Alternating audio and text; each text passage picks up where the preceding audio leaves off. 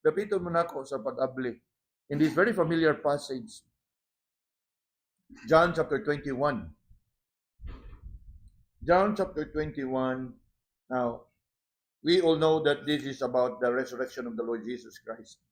But there is something in here that I'd like us to really look closely and learn ug nga ato unta nga ma-apply sa ato ang kinabuhi. John chapter 21, and let us take time to read responsibly from verse 1 up until verse 6. Verse 1 up until verse 6. I shall begin reading verse 1. Again, we encourage those that are with us online, if you have your Bibles, please do open your Bibles and join us in reading from the Gospel of John chapter 21 from verse 1 to verse 6. I shall begin reading verse 1. After these things, Jesus showed himself again to the disciples at the Sea of Tiberias, and on this wise showed he himself. There were together Simon Peter and Thomas called Didymus, and Nathanael of Cana in Galilee, and the sons of Zebedee, and two other of his disciples. Simon Peter saith unto them, I go a-fishing. They say unto him, We also go with thee. They went forth and entered into a ship immediately, and that night they caught nothing. But when the morning was now come, Jesus stood on the shore, but the disciples knew not that it was Jesus. Then Jesus saith unto them, Children, have ye any meat? They answered him, No. And he said unto them, Cast the net on the right side of the ship, and ye shall find. They cast therefore, and now they were not able to draw it for the multitude of fishes. Looking at these verses tonight, mga kaigsonan, I'd like us to consider this message I simply titled, Cast the Net on the Right Side. Cast the net on the right side. Sa ako nang gingon, this is a familiar passage pertaining to the resurrection of the Lord. But meaning nga kagabion, I'd like us to look into this passage not much on the resurrection account, but look at that encounter of the Lord with his disciples, considering and looking at it and seeing for ourselves the difference between doing something on your own and doing something at the leading of the Lord. Ako mo ha? Yes, ako nang gingon. We are familiar with this passage talking about the resurrection. Apan, layo pa man tong Easter, let's look at this passage and look at this theme and this message I titled, Cast the net on the right side. Sa intention sa tinguha, that we can see the difference between doing something on your own and doing something at the leading of the Lord. We know very well that most of the disciples, most of the 12 apostles nga gitawag sa Ginoo were known to be fishermen. We all know that. Nga kadaghanan kanila, kalabanan kanila mga mananagat. Nga daha nga gitawag sila sa atong Ginoo. The Lord Jesus called them with these words, Follow me, and I will make you what? Fishers of men. Obviously, the Lord wants to emphasize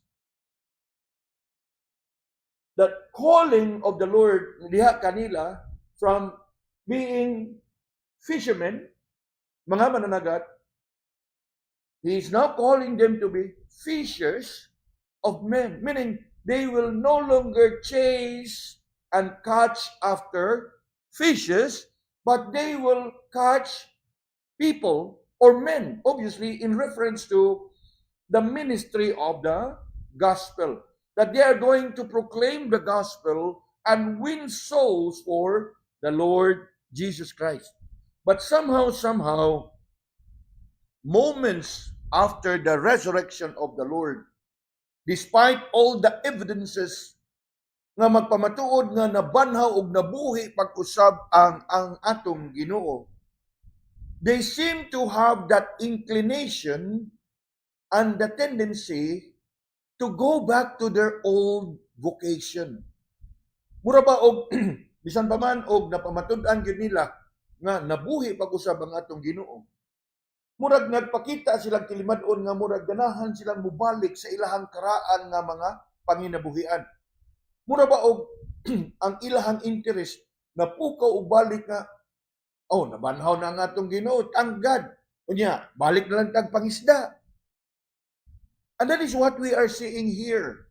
Nga diin, they come up to that decision that they will return and go back to their old vocation, which is what? Fishing. And somehow, by going back to their old vocation, mga kaigsunan, this is where I want us to see for ourselves the big difference between doing something on your own and doing something at the leading of the Lord.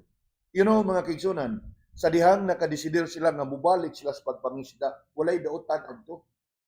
For obviously, bisan pa man og sila gitawag sa Ginoo that they become fishers of men for their personal consumption purposes, somehow kinahanglan gyapon sila nga mangisda kay mo ra gud na resource sa ilahang pagkaon. But what we are trying to see in here is, yes, they seem to have that inclination nga mubalik sa ilahang naandan nga buhat. As you can see, in the opening verses of our text, we notice their desire to go fishing. O ato nang makita diha mismo in verse 3. Now, look with me in verse 3, and I want us to see for ourselves the disciples' decision. Decision gani, nakadesider sila. Notice kinsa una ang ni decision. Verse 3, Simon Peter said unto them, I go fishing. Now obviously, Peter has been acknowledged as the leader, no? Siya mo'y giila nga leader sa mga tinun-an o sa mga apostoles. And somehow atong makita din even at this point, he was the very first to make that decision. Decision to what? To go fishing. O sa diha nga siya ni decide nga mubalik siya sa pagpangisda, unsay sunod nga atong mabasa. The decision of Peter is then followed by the decision of all. As you can see, Peter made the first decision. Unya sa diha nga nadunggan nila ang desisyon ni Peter, you will notice that the rest of the disciples also make the same decision. You look with me again in verse 3. Simon Peter said unto them, I go fishing. Then, next part, they say unto him, we also go with thee. So diha na to makita ang ilahang desisyon. It's not just Peter's decision, but Peter's decision also have become the rest of the disciples' decision. In fact, kung imog yung tanawon pag-ayo ang verse 3, sa diha nang ningon, Simon Peter said, I go fishing. They say unto him, we also go with thee. So it was a unanimous decision. We know that unanimous gani hiniusa nga decision. Although it started from Peter and it was seconded by the rest of the disciples. Now, with that decision, you would notice also their determination. Determinado gid kay sila, mamubalik sila sa pangisda. Now, you look again in verse 3. They say unto him, we also go with thee. And so what? They went forth. Determinado na sila. Wa na'y paglangay.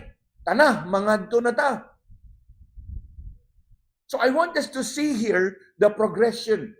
It all started from one person, Peter, the acknowledged leader.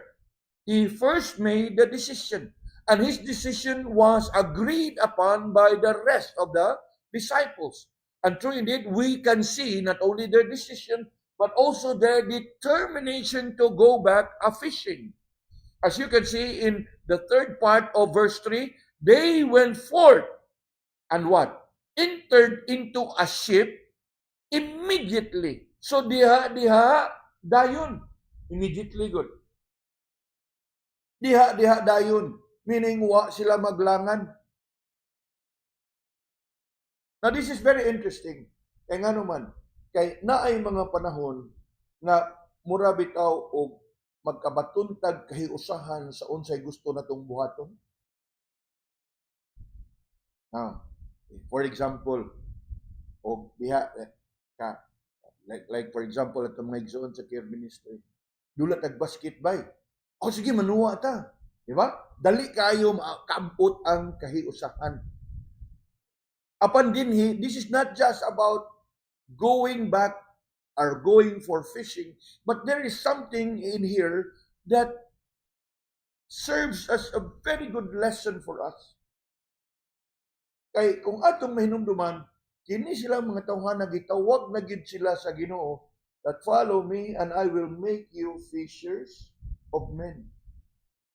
Sagdi na lang ta kita diha usa sa care ministry or kita diri sa simbahan, magkasabot tag duwag basketball kay wa man tag gitawag sa Ginoo nga manuwa tag PBA, di ba? Kalingaw-lingaw ra man ang ato. My point is naatay kay usahan, manuwa ta bread. Sige, duwa ta. Di ba? Mao pud atong nakita dinhi. Nga naa sila kay usahan nga ang desisyon sa usa giuyunan sa tanan. Apan nindot ang ilaha nga kayusahan, kay naa sila kayusahan, and that they were determined. Kaya nga naman, sa ato anang nabasa, they went forth and entered into a ship immediately. Now obviously, ilahang kayusahan, determinado sila nga ilahag yung buhaton. Ug unsa ilang buhaton? Ang pagpangisda. They wasted no time. Wa gyud sila mag-usik og oras. Wa gani maingon nga wa gyud usa nga ingon nga ugma na lang. Apiki naman sa oras. Wala oy unsay that were there immediately. Diha dayon. Unya karon ang pangutana mao ni. As you look at the verse, immediately. Unya ang sunod nga bahay ningon man, and that night sa ato pa kining ilahang pagpangisda dinhi nila na abdi siguro og na desisyon ni diha ni anang kahaponon nga padung na sa kagab-ion. Kay nga naman, kay ang sunod nga bahin sa verse ngon, and that night sa ato pa nga diha sila sa tibuok nga kagab-ion, unsa ilang gibuhat? Nanagat. Unsa ilang gibuhat? Nangisda. Remember, it was a unanimous decision. And they have that determination to go fishing. Now, what is really interesting here is how quick they can agree to Peter's decision. Nga wag yung nibisan usa ang nipakita o pagsupat, o wag gani ni baraw. In other words, anaa sila'y kahiusahan. For obviously, they shared the same passion for fishing. Kaya nga naman, most of them are fishermen. But somehow, diha sa ilahang gibuhat, and this is where I want us to really see it for ourselves, na ang Ginoo niining tungura, nagtinguha nga iyahang tudluan o bililhon kaayo nga pagtulunan ang iyahang mga tinun-an. Nga naman, kay sa unsang pagkaunsaa, remember, these people are seasoned fishermen. All their life, they have been fishing in the Sea of Galilee. Unya, all their life, nagtuo ko nga sa ilahang pagpanagat, naa siguro'y panahon nga mga daghan sila makuha, pero lagi panahon nga gamay na sila kuha, pero pangutana, naabog yung kahit panahon nga wa sila makuha.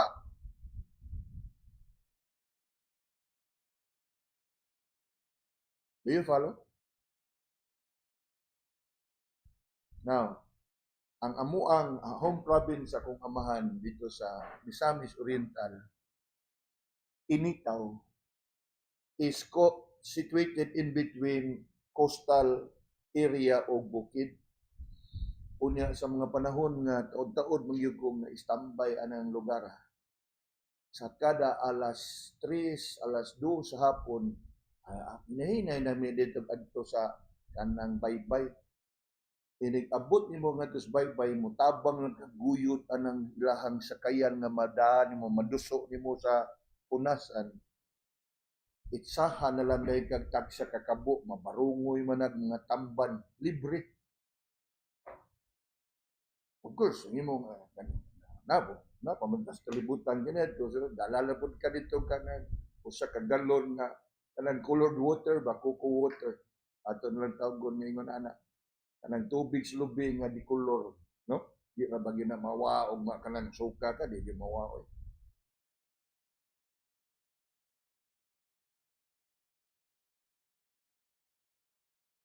Makadungog ka nga naay daghan nga makuha. Makadungog ka nga gamay na nakukuha. Pero di ka kadungog nga wa gyud ma.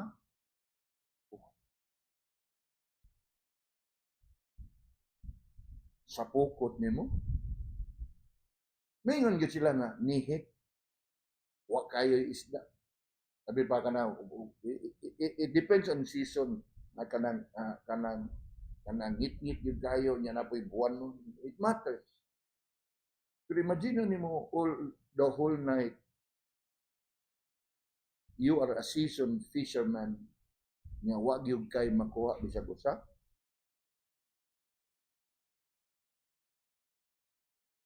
Upon dinhi tungura, it happens. But obviously, the Lord want to teach them something. Nga naman, kay obviously, ni ining tungura, gani ni pakita na ang Ginoo verse 1, verse 2 diha nila, apan daw murag ilang gitalikdan ang Ginoo, managa ka, sagilan na siya diha. Sometimes, ingon anak ka, sa ato ang tinguha nga, ganahan kita nga kanang naatay kabuhatan, naatay kahimuan sa kinabuhi, na sige lang naaral siya diha. We can have a lot of ideas in our mind nga sa tinguha nato nga ma-uplift ang atong kinabuhi, madugangan o whatever it is. Ito sa, ang Ginoo na diha. Wala na lang ganit mo yung nakasulti ninyo nga Lord. Hari sabi ka diyon. Can you find a portion of the verse? They never consulted. They never informed. Gani, the truth of the matter is, wa sila kabantay nga ang ato ditong Ginoo. Tanawa pa kayo ha. In verse 1, ingon niya, after these things, Jesus showed himself again to the disciples. Nagpakita siya, nipatimaw siya. Apan, he was not recognized by the disciples.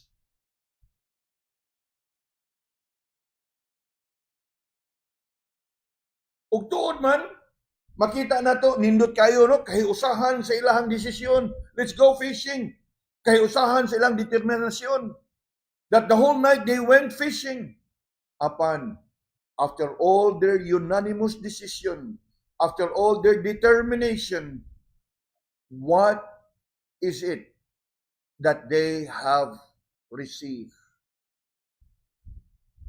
From their decision, determination, they ended up with disappointments. Nadismaya sila. Disappointed sila. Nga naman, unsa may nitabo?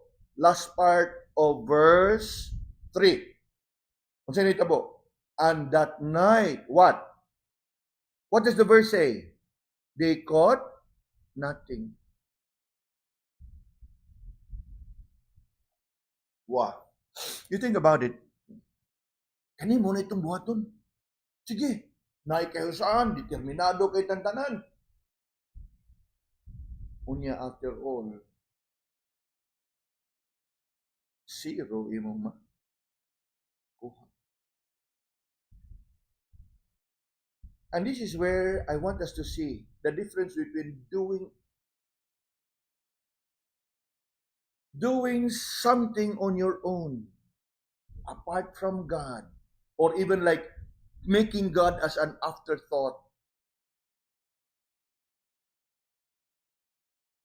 Kay para sa mga tinun-an ani, assume diya po nila nga oy tinun-an tas Ginoo, ipakita na siya nato. Iyaha gitang ubanan. But you know what? Sa ako nang gingon. If you're familiar with fishing, murag kuli gyud kay nang mahitabo nga wa kay makuha. Nihit na kung nihit. Na the whole night kunya 5 kilo ra imong makuha. Ang uban siguro 1 kilo ra makuha. Pero murag wa pa gyud siguro tang kadungog. Pero di ba sa inyo sa summer fishing sa ninyo dito? Kadungog na kadito nga managat nga wa gyud makuha. Wa na gyud. Wa gyud di gyud na pwede nga wa. That's why I say that the Lord wants to teach a lesson to His disciples. And I hope we also can learn this once and for all karon ba. Sige, tagbalik-balik ani nga teksto, but we look at it in different angle, manggod. Upon with much prayer, I want to encourage everyone na atuan ning malantawan karon in view of this topic. Kaya we can be busy with many things. Pero sa tanan nga atong kabisi, unsay atong napala? Disappointments, frustrations, defeat. Just when we expect gain, we suffer loss. How is it? Did we not do our best? You look at these people. They were united. And they were so determined. But what did they get in the end? Yes. Doing something on our own. No matter how determined we can be, no matter how positive we can be. After all, they are not novice. They were seasoned fishermen.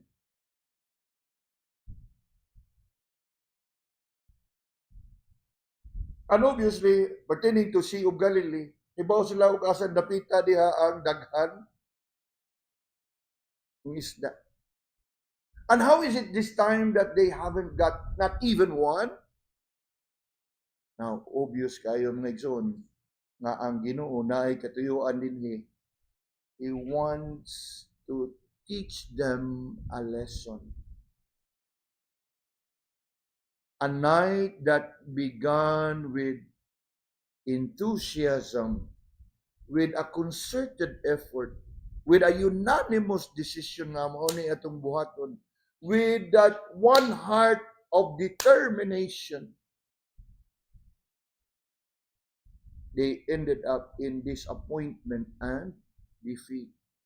Murag pakyas, failure, frustration, a quick decision to go fishing, whereby they all have toiled all night. Naghago sila. And not catching even one. Kung saan na ito paghulagway diha? Unfortunately, indeed, all their efforts were in vain. They had nothing at the end of their fishing. Kunya, you can only imagine nga sa diha nga after much time, the whole night fishing, unya wag yun sila makuha. May imagine mo nga sa hinahinay nga mo pauli na lang sila o mubalik na nga to sa kunasan, obviously huy-huy abaga. The whole night, wag yun kay nakuha bisag gamay, huy-huy ang imong abaga. You know mga kaigsunan, now I'm not saying nga mauni dito sa Galilee, but in sa kuang mga kasinatian, nga usahay og kanang mangitsa na sila og pukot, usahay munguan na sila og kanang bang nay katong naitaga gawas sa kanang pukot nga ilang iitsa, mangitsa sad sila anang kanang line fishing ba na may fishing net fishing o katong line fishing, line fishing na katong tangsi ba, nylon nga unahay ka ng taga o nga butang agbahog o ilahang itsa. You know? You can only imagine nga, di yun na siya, you know, it's impossible nga what you kay kuha. That's why I say nga kani, it is a special lesson designed by God for these people to learn. And also for us to learn tonight. Kaya nga naman, you may know a lot sa imong sudlan nga kanang enterprise. You may have had good experience sa tanan nga imong gihimo. All system go, everything na in place. And yet, you still end up with nothing. Kunya, sama sa kong gingon, imposible kayo namin tabo, managat ka, but when the Lord purpose it that you will fail, you will surely fail. Mauna atong i-rehistro sa itong kasing-kasing, ayaw na lang yung dare. Ayaw. Leave it to the Lord. Learn to abide, learn to submit, learn to...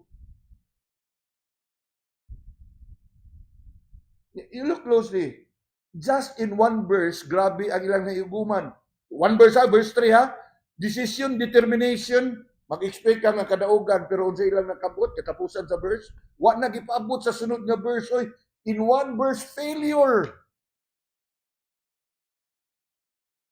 And you know what? Ingon na itong mahiaguman.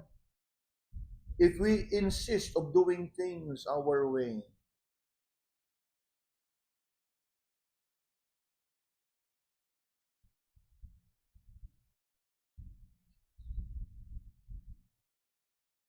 I want us to see in here that very important lesson. Now, I have to emphasize, ana gyud nga, imposible kung imo gyud man imposible gyud ka na nga managat ka nga mupauli ka nga wa kay upa. Apan nahitabo gyud nila. And that is one reason that I am convinced that this is a special lesson that the Lord wants His people to learn. For by spiritual implication, we realize and discover a profound truth in here. And what is the truth? That it is always vain and it is futility to do things on our own without the Lord. We cannot expect even success when we fail to seek the Lord and acknowledge Him.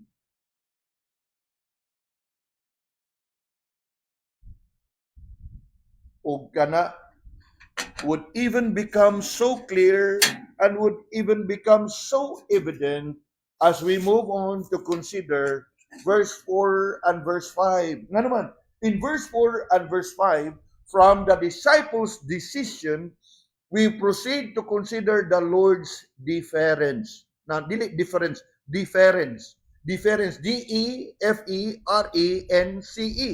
It means the Lord's concern. And what was the Lord's concern? You look with me in verse 4. Remember, verse 3, they were fishing the whole night. In verse 4, unsa na ning orasa? But when the morning was now come, Jesus stood on the shore. Although, as we know, the next part says, but the disciples knew not that it was Jesus. Then verse 5. Then Jesus saith unto them, Children, have ye any meat? They answered him, No. Unsa itong nakita diha? Ang atong Ginoo, dili lang nga nangisusi, dili lang nga nangusyoso, kung dili nangutana, kay naa siya concern. Unya, naamoy nakuha. You know, most of these people are seasoned fishermen. Do you think it's easy for them to answer, wa lagi?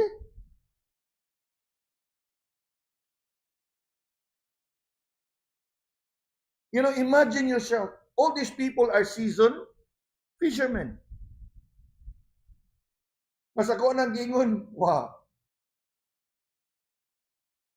ana ra gyud na. naiusahay yun nga tiba-tiba nga medyo bugat yung kayong makahinumdum yung ko na kay sa layo pa bitaw niya bugat man na kanang daghan ba.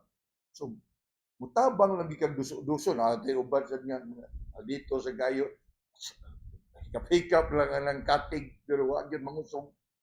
Kay imuhom nang dad iguyot kay abot na diha na sa mama bugat naman kay musangyad naman na sa balas.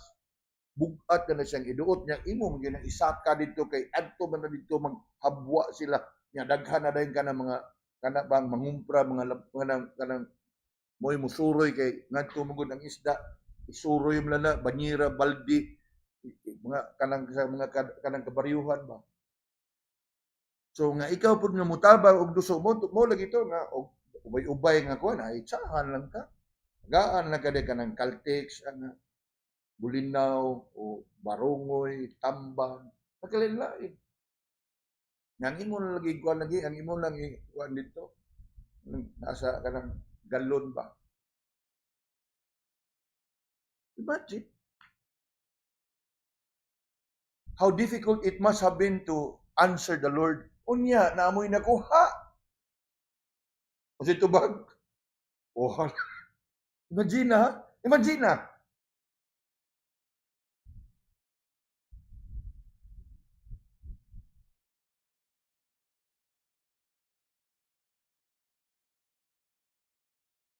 They answered him, no. Obviously, the Lord already know it. Naibaw siyang daan sa ilahang kahimtang. Ang iyang pagpangutana dinhi is not about asking for information or kasayuran, apan gusto niya nga madungog gikan sa iyang mga tinun-an ang pag-angkon sa ilang kapakyasan. Nga naman, for sure it's not easy to say, lagi. Apan kay nindot ngayo kay ngano, kay sa ilahang pag-angkon nga wa gyud sila makuha. The Lord in His grace and in His mercy, what? From the Lord's difference, we move on to consider the Lord's direction. Now, tanawa, gusto na ko nga makuha gyud nato ni tanan ba mga igsoon. The Lord, He wanted to teach these people a lesson. Pero tanawa kanindot kayo siya pamaagi ba? Kay sa diha nga nitubag unya naamoy nakuha niya. It was really a humbling answer nga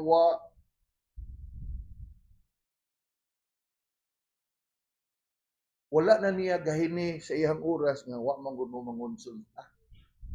Wa na niya ba gi-review, wa gid sana. Ang nindot kayo ilahay gihatagan sa direksyon, yun.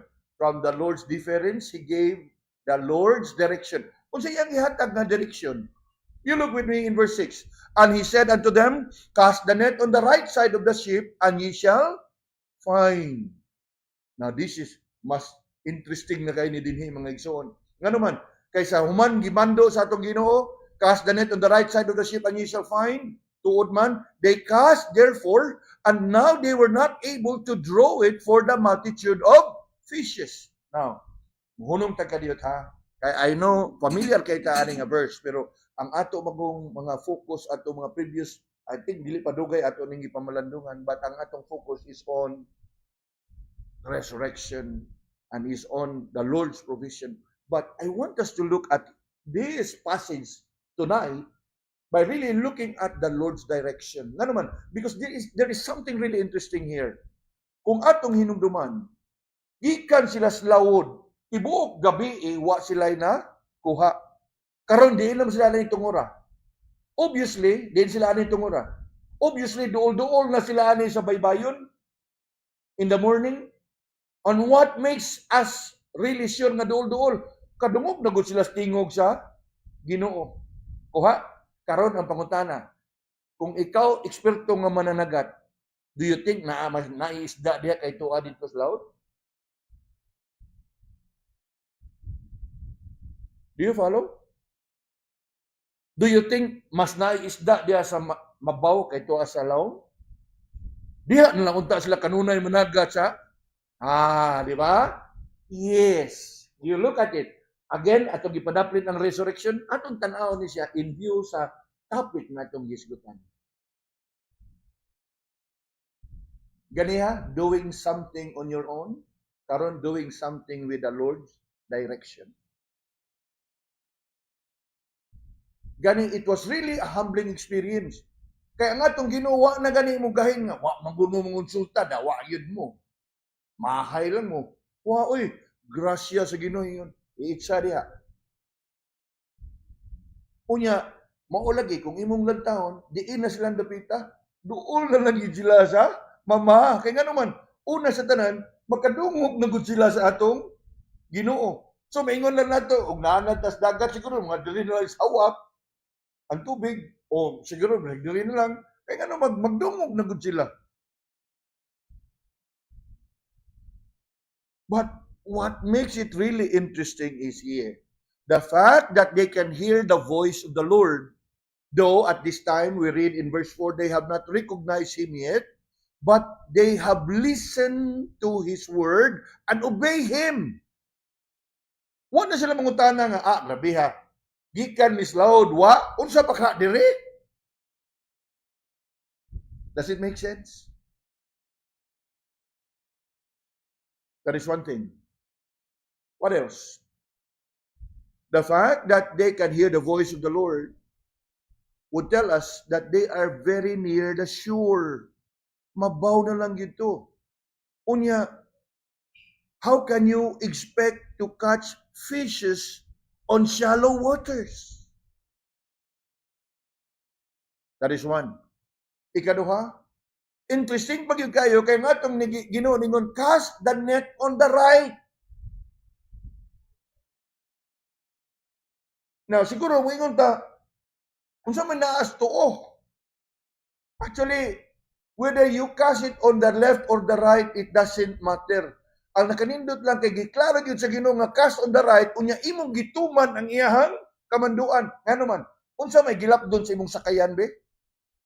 Ug naisda diha, obviously naisda dire. Ano man, dagandagan ko naman, steady din ang isda. Do we follow? What difference? The difference is when you obey the Lord. Sa may diferensya, good Lord, wag tuo nga tapad ng tubig.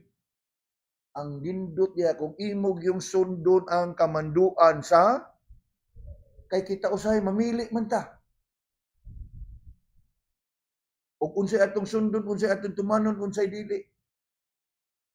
Kuha na to. Mabaw na kayong tubig, ingon siya, iitsa ang pukot. Pwede na kayo sila reklamo nga, Lord, gikan mi nga to sa loob, white is that. Diri pa kaas, mama?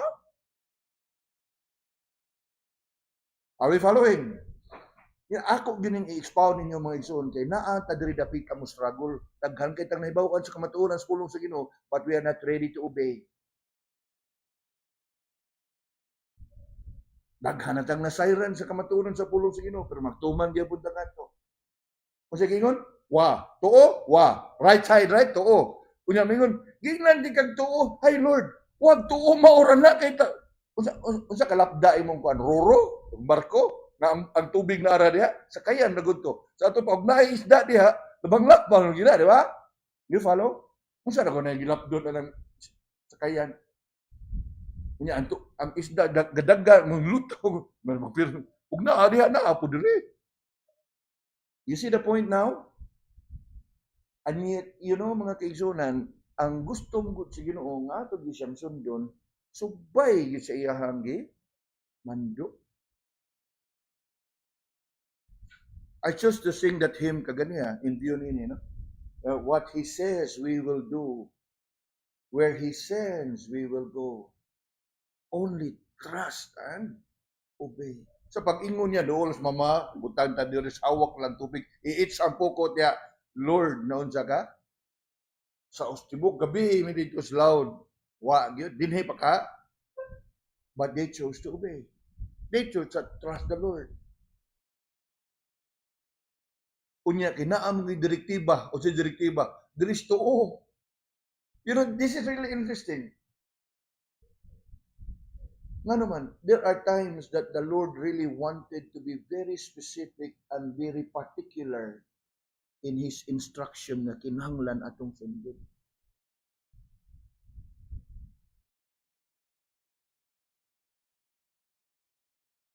Yes, the fact that they can hear the voice of the Lord would tell us that they are very near the shore. Mabaw na lang ang tubig. The waters may not have been that deep. Nga makapunta na ka na, bagoy isda nining tungura. Now, dili na atong concern. Ang atong concern diha is ang pagsunod sa kamanduan sa Ginoo. As to whether they would cast their net on the right side or the left side, sa ato siguro, it doesn't matter that much. For after all, ang isda diha, isyo mulabang yun na dali. Kaya unsa na ko'y gilap doon sa imong sakayan. Apan kay klaro man ang gisulti sa gitong Ginoo nga cast the net on the right. Ug mo'y ilahang tuman. Unya makaingon na gyud kadiha nga grasya ra gyud sa Ginoo that they listen and obey the Lord's direction ug tuod man sa ilahang pagtuman sa kamanduan sa atong Ginoo diha kanila. Unsay atong nakita? You look at the last part of verse 6. They cast therefore, and what? And now they were not able to draw it for the multitude of fishes. Karon pangutana, diin man tugikan ng mga isda. Now obviously, it's one of those miracles.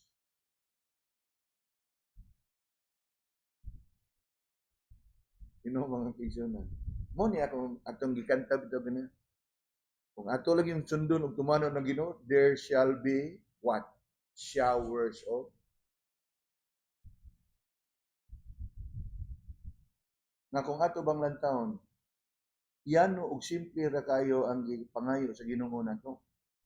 Pero kita mo'y naghimo ni ana nga komplikado, mo na nga nakomplikar pud ang atong mga kinabuhi.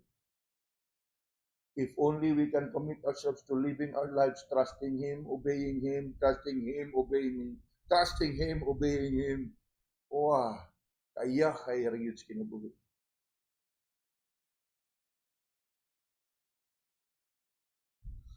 Now, kaganiha, we can only imagine o kung sa ilahang ipamati nga wag sila nakuha, huy-huy ang abaga, lapoy kay tibok gabi, huway nakuha.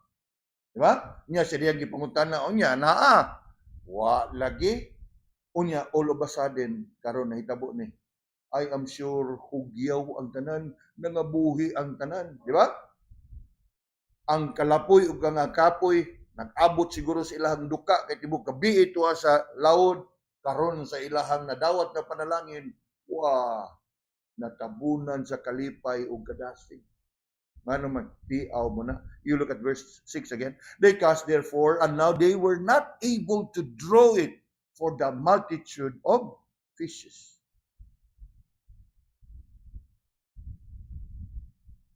Now, dinhin ining tungura mga kaigsunan. I want us to see the big difference of doing something on your own and doing something at the leading of the Lord. And where is the difference? The result. Nga naman, sa imuhang pagbuhat sa imuhang kaugalingon, doing something on your own, you can put all your effort, all you want, the whole time nga imong ihatag, the whole night, remember? Wa yun. Apan, if you do something with the Lord's blessing, with the Lord's leading, wow, it's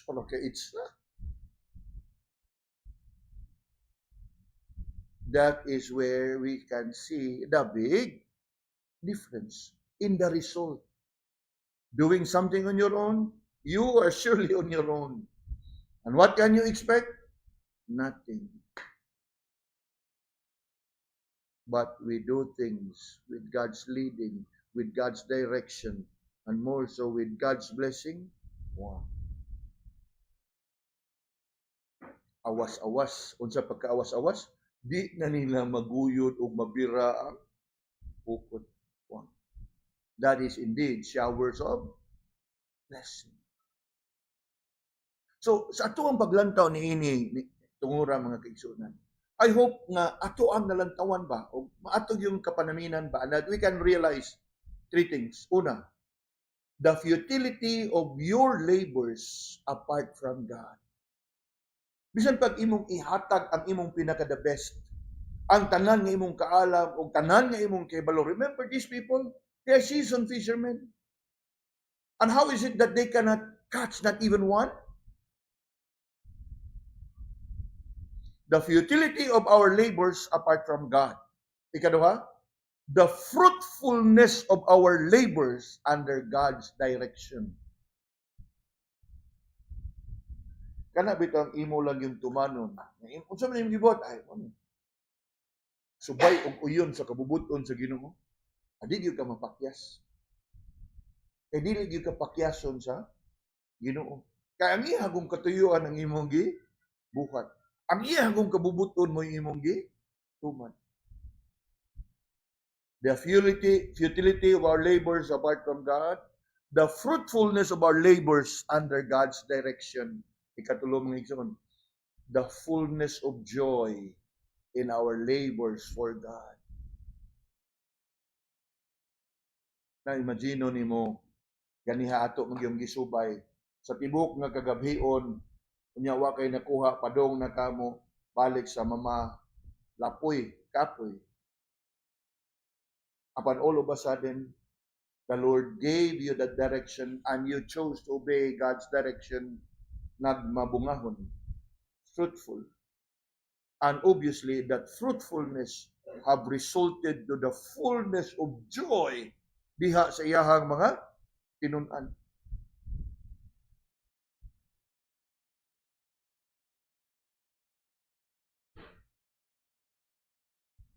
The same is true sa ato ang mga kinabuhi, mga igsoon. Kung ato lang yung pilion ba, nasa kada kanan, buluhaton, o sa kada plano, o sa kada tinguha na ato ang pagabuhaton, ato bitaw ihatag o itugyan tanan sa atong Ginoo. Magkasalig yun ka, makalaom yun ka, that there is fullness of joy in our labors and our service unto the Lord. You know, if you are serving, doing things on your own, apart from God's direction, you are going to experience what the disciples here experience. Failure, frustrations, disappointments. Nga siguro inig pangutana, unya na nakuha. Wa lagi. Di ba makaluya pa minaon? Unya na nakuha. Wa lagi. And you know what? It is possible, sama sa mga tinun-an dinhi, it is possible that you have worked hard and put in all your efforts and put in all your resources to that endeavor, to that undertaking na imuhang gipursue. It is possible that you have been diligent. It is possible that you have dedicated your all. It is possible that you are determined of pursuing it. Remember the disciples? In their decision, unanimous. Determined. Upon they ended up what? Disappointed.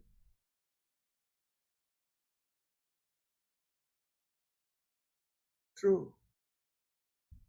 It takes more than just diligence. It takes more than just effort.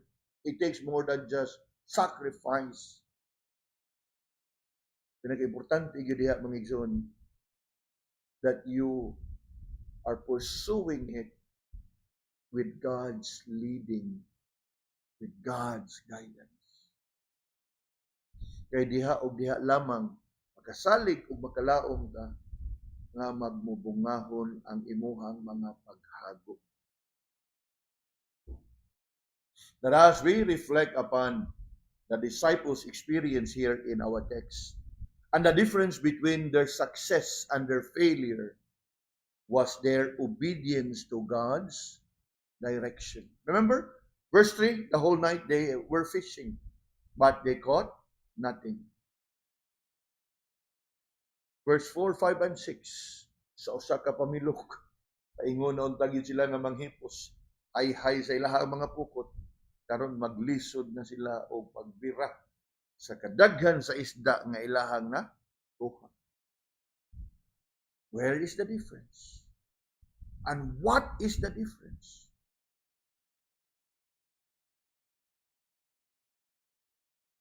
The difference lies in their obedience unto the Lord.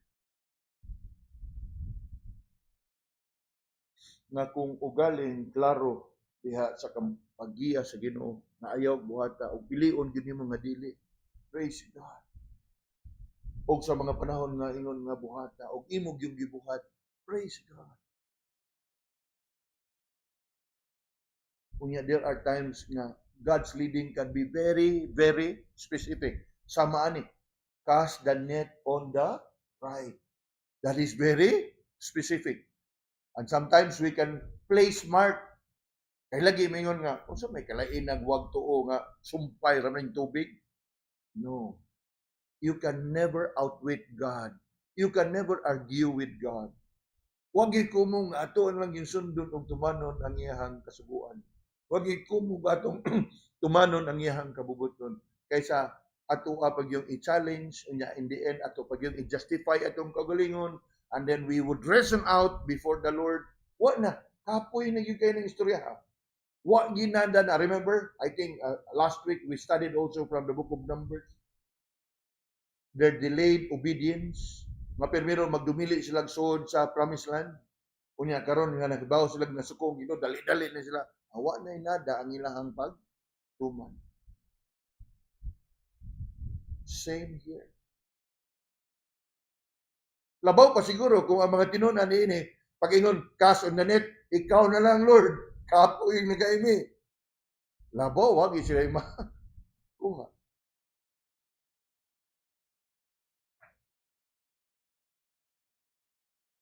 You know, mga kaigsunan, we can be determined to do and accomplish something. We may have been decided sa tuang kasing-kasing and have devoted our time, our effort, our resources to secure the success and even the prosperity sa tuang gitinguha. Upon if you have been doing it apart from God, you will surely end up like the disciples here. And what would become of all your effort? What would become of all your sacrifices? What would become of all your resources? Wasted. Wasted.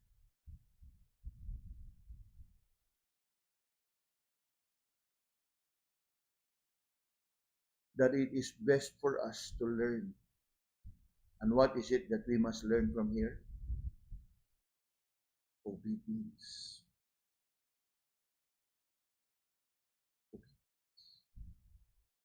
Go where God wants you to go and do what He tells you to do. Trust Him. Huwag diha niya na, makasalig ka, makalaom ka sa imuhang kalampuson o sa imuhang kalambuan. Kung unsa man ang imuhang gipulso alang sa imuhang kanang alang sa himayaan sa Ginoo diha sa imong kinabuhi. Now, I don't know og asa tang dapita karon sa ato ang pagkinabuhi, asa tang dapita karon sa ato ang espirituhanon nga pagkinabuhi, sa atong paglakaw, sa atong pagpangalagad, or perhaps na atay mga gitinguha, giplano sa ato ang mga kinabuhi. You know, before you even take that step and that first step in pursuing it, hunong sa makadiyot, unya, pangutan na imong kagalingon o eksamin na imong kagalingon, naa na ba yun ni siya confirmation gikan sa Ginoo? Kabubuton ba gyud sa Ginoo kining akong gitinguha nga akong pagabuhaton? Or perhaps ako na ba rin nakonsulta sa Ginoo? At times, we can be like the disciples. Nga naman, duol kayo mis Ginoo. Kami ko iyang pinili. Kinunan gud mi niya. We have been with Him all this time. Ano bang atuan na lang i-assume sa atong kaugalingon? Tungod kay mga anak tas Ginoo, panalanginan ta niya. Tungod kay nangalagad kintahay ta niya, iyag yung palabuon ang tanan. Dili, it doesn't work that way. Sa kada adlaw, we need to acknowledge Him. Sa kada adlaw, we need to look up. Kung sa kada adlaw, we need to trust Him and obey Him. Kung klaro sa iyang kamanduan nga ayaw, ayaw. Kung ang iyang kamanduan padayon, padayon. Kung ang iyang kamanduan pangita o lain, mangita ka o lain. The key word yun diha mga igsoon is ang pagkat-on sa pag-obey, sa kabubuton, sa kamanduan, sa kasuguan sa Ginoo. Diha sa imuhang kinabuhi, diha sa imong katuyuan, o diha sa imong mga gitinguha nga ma-accomplish nimo sa imong kinabuhi.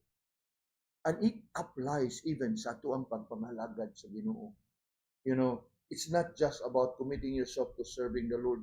You must be serving the Lord og asa ka niya ibutang. Again, sa iya hagya pong katuyuan, sa iya hagya pong kabubuton, kay eventually sa iya hagya po nga kahimayaan. May the Lord be merciful unto us, and that I pray that the message comes clearer unto us nga ato bang i-apply sa itong kinabuhi na kana bang we can spare ourselves from unnecessary heartache, unnecessary pain, unnecessary difficulty, unnecessary struggle. Kay more often than not, nahiagom ta ng dapita, not because the Lord failed, but because we failed the Lord. Yung anak ra na, the Lord can never fail. Itagi na kanunay ang mapakyas. Unya, you know, as a pastor, it pains me also to see people in the church struggling. And it pains me na makakita ba tayo na gini. Kay, dili man tayo propita, pero eventually makaingon there must be something somewhere that is amiss or that is not right. Na mauna nga nangingon ana ang ato ang mga kinabuhi. And so, may we learn really to really seek the Lord and abide diha kaniya. Aron mo sa ato pangikanta, there will always be what? Showers of blessing. May the Lord help us as we seek to honor Him and glorify Him sa tuwang kinabuhi.